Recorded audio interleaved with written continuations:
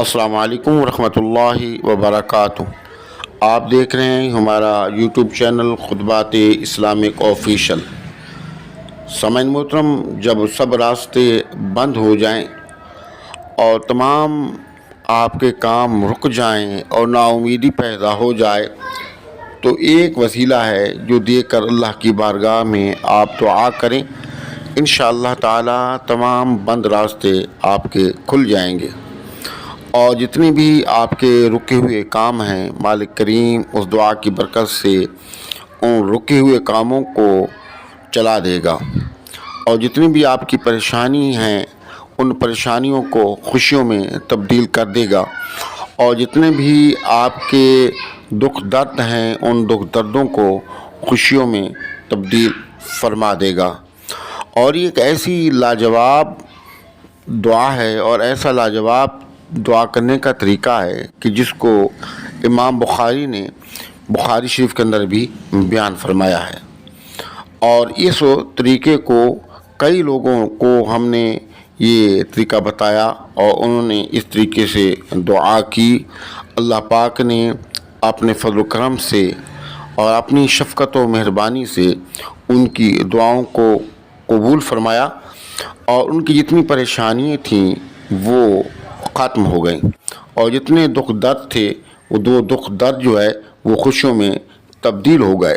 تو آپ نے ویڈیو کو مکمل دیکھنا ہے، کہیں سے اسکپ نہیں کرنا۔ تبارک الذی نزل الفرقان على عبده ليكون للعالمین نذیرا۔ سامعین محترم، جیسا کہ ہم نے کہا کہ ہم آپ کو ایسا طریقہ دعا کا بتائیں گے جس کو امام بخاری نے بیان فرمایا، اور یہ دعا کا طریقہ ہے اصحاب غار کا۔ امام بخاری نے اس کو یوں بیان فرمایا کہ 3 لوگ سفر کر رہے تھے اور ایک غار کے اندر جب آندھی طوفان آیا تو ایک غار کے اندر جا کر بیٹھے، اور جب وہاں جا کر اندر غار میں داخل ہو گئے تو ایک بڑا سا پتھر آیا اور آ کر کے غار کا منہ بند کر دیا، اور اس طرح غار کا منہ بند ہوا کہ وہاں سے کوئی ہوا کا اور روشنی اندر آنے کا راستہ بھی نہ بچا۔ تو وہ لوگ بہت پریشان ہو گئے کہ اب تو موت یقینی ہے اور کسی وقت بھی موت آ جائے گی، بھوک اور پیاس کی وجہ سے یا ہوا نہ پہنچنے کی وجہ سے۔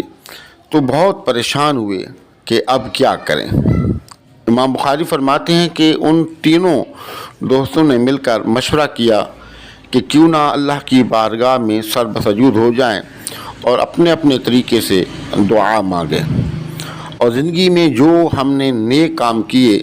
اور ان نیک کاموں سے جو کام اللہ کی بارگاہ میں قبول ہوا اور خالصتاً اللہ کی رضا کے لیے ہم نے جو کام کیا اس کے وسیلے سے دعا مانگیں۔ تو ان 3 میں سے ایک نے جو ہے 2 رکعت نماز حاجات پڑھے اور سر بسجود ہو گیا اور اللہ کی بارگاہ میں دعا کی کہ مالک کریم، میں نے نیکی کام بہت کیے لیکن کہیں نہ کہیں میرا ان کے اندر ذاتی مفاد ہوتا تھا، لیکن میرے خیال میں فلاں کام جو میں نے کیا ہے وہ انتہائی خالصتاً تیری رضا کے لیے کیا، تیری خوشنودی کے لیے کیا۔ اگر خالصتاً وہ کام میں نے تیری رضا اور تیری خوشنودی کے لیے کیا تو ہم پر کرم فرما، ہمیں اس مشکل وقت سے نکال دے۔ امام بخاری فرماتے ہیں کہ وہ بڑا سا جو چٹان کا پتھر تھا تھوڑا سا ہلا اور اپنی جگہ چھوڑی، اور اتنی جگہ چھوڑی کہ تھوڑی بہت اس کے اندر روشنی آنے لگی۔ اب دوسرے ساتھی سر بسجود ہوا، اس نے بھی اسی طرح اللہ کی بارگاہ میں سر بسجود ہو کر اللہ سے دعا کی، مالک کریم، زندگی میں نے جو فلاں ایک کام کیا خالصتاً تیری رضا کے لیے میں نے کیا تھا، اگر یقیناً تیری بارگاہ میں اس کو شرف قبولیت حاصل ہوئی تو مہربانی فرما اور ہمیں اس مصیبت سے چھٹکارا عطا فرما۔ امام بخاری فرماتے ہیں کہ پتھر تھوڑا سا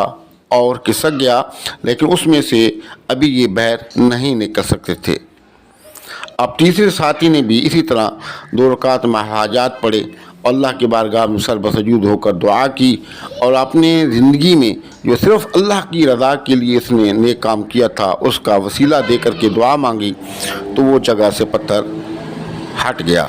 اور وہ تینوں وہاں سے نکل گئے۔ تو کہنے کا مقصد یہ ہے کہ اپنی زندگی کے اندر کوئی ایک ایسا کام کم از کم زندگی میں کریں کہ جو خالصتاً اللہ کی رضا کے لیے ہو اور جس کے اندر آپ کا ذاتی مفاد ذرا بھر بھی نہ ہو، صرف اللہ کی رضا کے لیے ہو، اللہ کی خوشی کے لیے ہو، اللہ کو خوش کرنے کے لیے ہو۔ تو ایسا کام زندگی میں لازمی کریں، ایسا کام کا وسیلہ دے کر کے اللہ سے دعا مانگیں، اللہ پاک آپ کی پریشانی کو دور فرما دے گا۔ تو ہمارے وظائف کی اجازت کی لازمی ہے کہ اگر اب تک آپ نے ہمارا چینل سبسکرائب نہیں کیا تو چینل کو سبسکرائب کر لیں، ویڈیو کو لائک اور شیئر کریں، کمنٹ سیکشن کے اندر اپنا نام اپنے شہر کا نام لازمی لکھیں اور کمنٹ سیکشن کے اندر سلام کا جواب بھی لازمی دیا کریں۔ السلام علیکم ورحمۃ اللہ وبرکاتہ۔